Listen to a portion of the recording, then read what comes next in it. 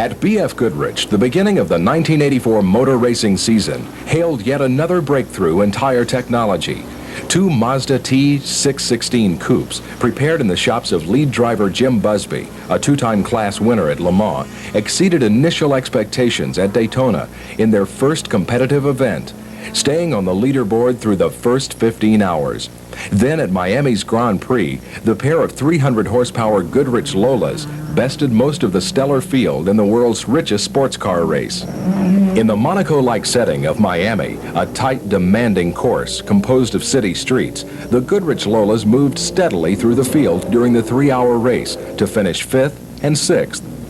Because the 1.85-mile Miami course was laid out on regular surface streets, the race was an excellent test for the Lolas' experimental TA tires.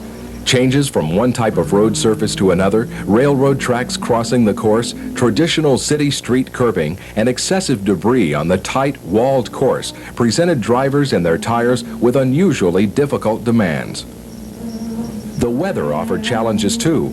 Qualifying was conducted in wet conditions, for instance, but race day brought strong sunshine and hot temperatures. These conditions also brought the handling and cornering ability of the Goodrich shod Lolas to the fore.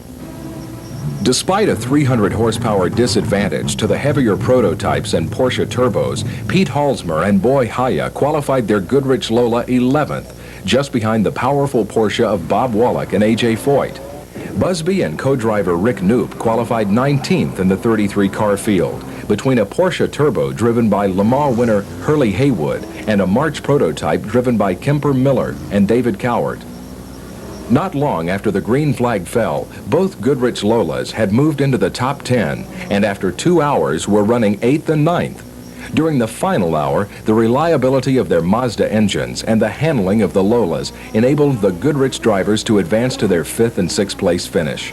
Probably was a heck of a lot better finish than we figured. We figured this was going to be a couple of drag races and that everything we'd gain we'd lose back, but apparently just the consistency of the tires and the car just never missed a lick the whole day, and even these guys drove good. You know, I mean, I did a terrific job, but I can't believe that.